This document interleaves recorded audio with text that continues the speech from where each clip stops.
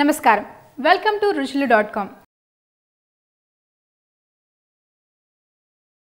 Rice salt అల్లం వెల్లుల్లి paste నూనె జీలకర్ర కారం పసుపు నెయ్యి కరివేపాకు సో చూసారు కదా ఇంగ్రీడియంట్స్ మరేంటి నా దగ్గర హతోడా ఉంది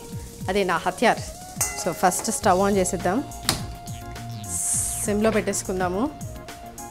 ఈ రైస్ ఏదైతే ఉందో ఆల్రెడీ మీరు ఇంట్లో కొన్నిసార్లు ఎక్కువగా రైస్ కుక్ చేస్తారు సో ఆ అన్నం కూడా తీసేసుకోవచ్చు మిగిలిపోతూ ఉంటుంది కొన్నిసార్లు అన్నం ఇంట్లో సో ఆ అన్నంతో కూడా మీరు ఈ డిష్ చేసుకోవచ్చు సో అందులో కొద్దిగా కారం కొద్దిగా పసుపు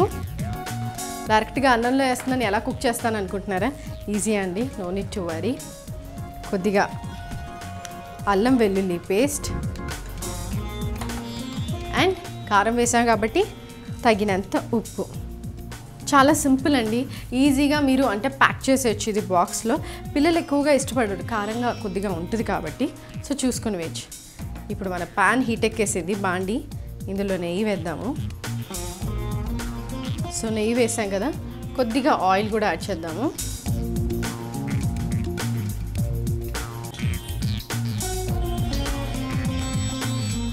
so oil it's up to you అండి ఇంతే వేయాలి అంతే వేయాలి అని ఏం లేదు ఎంత డైట్ చేసి ఎంత తక్కువ ఆయిల్ తినాలనుకుంటే మీ ఇష్టం సో ఇప్పుడు ఇందులో జీలకర్ర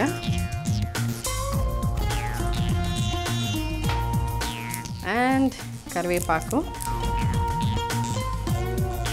జీలకర్ర కొంచెం పాప్ అయిన తర్వాత అండ్ మీ దగ్గర ఎండుమిరపకాయలు ఉంటే అవి కూడా వేసుకోండి సూపర్గా ఉంటుంది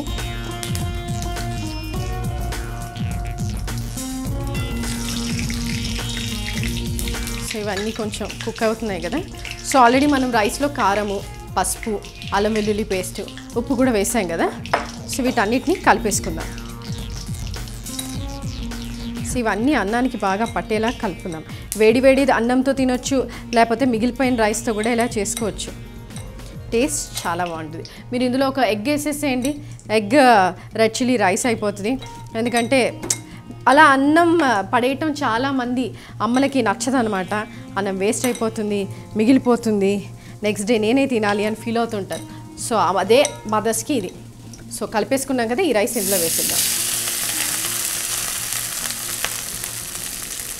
సో చాలామంది మదర్స్ ఫీల్ అవుతూ ఉంటారు అన్నం తినలేదు అన్నం మిగిలిపోయింది నెక్స్ట్ డే నేనే తినాలి అని సో అలాంటప్పుడు ఇలా అదే మిగిలిన రైస్ని ఇలా చేసేసేయండి వాళ్ళే తినేస్తారు ఇందులో కావాలైతే కొద్దిగా పనీర్ వేసేయండి ఇంకా ఏముంది ఇంకా టేస్టీగా ఉంటుంది రెడ్ చిల్లీ పనీర్ రైస్ అనేయచ్చు మనం యూజువల్గా షెజ్వాన్ రైస్ తింటూనే ఉంటాము అది చాలా స్పైసీగా ఉంటుంది అనమాట మంటగా ఉంటుంది ఎందుకంటే ఎండుమిరపకాయల పేస్ట్ వేస్తాం కాబట్టి సో ఇందులో మనం అలాంటి పేస్ట్ వేయలేదు కానీ ఆ స్పైసీనెస్ వస్తుంది ఏంటంటే ఎండుమిరపకాయలు వేసుకోవచ్చు నెయ్యి వేసాం కాబట్టి టేస్ట్ బాగుంటుంది అండ్ చాలా మట్టుకు ఏంటంటే ఇందులో మనము అల్లం వెల్లుల్లి పేస్ట్ వేసాం కదా సో దాని పచ్చివాసన కూడా పోవాలి సో అది కూడా పోయే వరకు మనం కుక్ చేయాలి సో బాగా కుక్ చేయాలి దీన్ని అండ్ ఆబ్వియస్గా ఏ డిష్ కన్నా కొత్తిమీర అనేది మస్ట్ అండ్ షుడ్ చూస్తున్నాను కదా ఇంత సింపుల్ ఈజీ డిషెస్ చూపిస్తున్నాను ఈరోజు ఈజీగా ఇంట్లో చేసేసుకోవచ్చు క్విక్గా కూడా రెడీ అయిపోతాయి ఇవన్నీ డిషెస్ ఎక్కువ టైం టేకింగ్ డిషెస్ కాదు చాలా క్విక్గా ఈజీగా సింపుల్గా చేసేసుకోవచ్చు ఇవన్నీ ఇంట్లో ఫైనల్గా కొత్తిమీర కూడా వేసేసుకొని బాగా మిక్స్ చేద్దాం సో కారం వేసాము అది అంటే ఎక్కువ టైం పట్టదు మనకు కుక్ అవ్వడానికి అల్లం వెల్లుల్లి పేస్ట్ అనేది వేసాం కాబట్టి దాని పచ్చివాసన కొద్దిగా పోయే వరకు మనం కుక్ చేయాలి సో ఒక 2-3 మినిట్స్ కుక్ చేస్తే చూసారు కదా ఎంత సింపుల్గా క్విక్గా చేసుకోవచ్చో ఈ రెడ్ చిల్లీ రైస్ని అంతే ఈజీగా మీరు తినేసేయచ్చు కూడా టేస్ట్ బాగుంటుంది నెయ్యి కూడా వేసాం కాబట్టి కొంచెం నెయ్యిలో కుక్ అయిన రైస్ ఇంకా అదిరిపోతుంది ఇంకొక 2-3 మినిట్స్ కుక్ చేస్తే రెడీ అయిపోతుంది ఇందులో మీరు కావాలైతే వెజిటబుల్స్ ఇంట్లో ఒక్కొక్కటి ఉన్నాయనుకోండి ఒక క్యారెట్ బీన్స్ ఒక బంగాళదుంప ఉంటే అవి కూడా కట్ చేసి వేసేసుకోవచ్చు సో కుక్ అయిపోయింది స్టవ్ ఆఫ్ చేసేద్దాం మనం బౌల్లోకి తీసేసుకుందాం ఇప్పుడు దీన్ని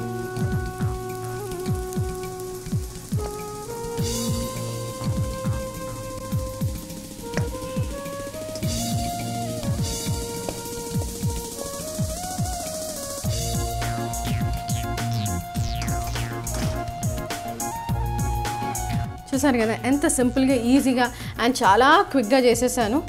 ఫైనల్గా ఇంకాస్త కొద్దిగా కొత్తిమీరతో దీన్ని ఫైనల్ టచ్అప్ గార్నిష్ చేసేద్దాం.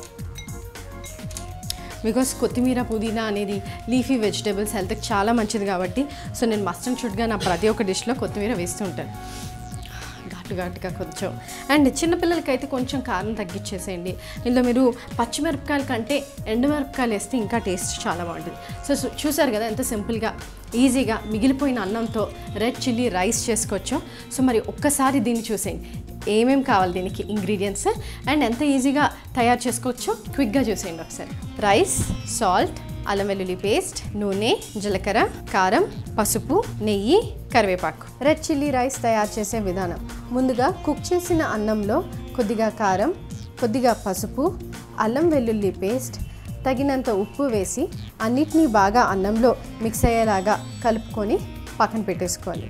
ఇప్పుడు స్టవ్ ఆన్ చేసి బాండి పెట్టి అందులో కొద్దిగా నెయ్యి, కొద్దిగా నూనె వేసి అవి వేడైన తర్వాత జీలకర్ర యాడ్ చేయాలి. జీలకర్ర పాప్ అయిన తర్వాత కరివేపాకు వేసి అవి కుక్ అయిన తర్వాత ఏదైతే రైస్ ముందుగా మనం పక్కన పెట్టుకున్నామో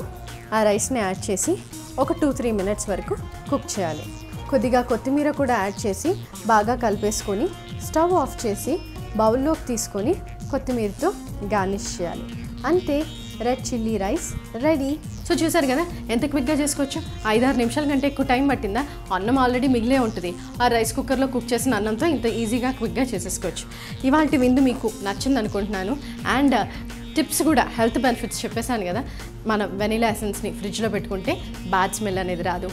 కుకుంబర్ అనేది తింటే బాడీ కూల్గా ఉంటుంది, మీరు కూల్గా ఉంటారు.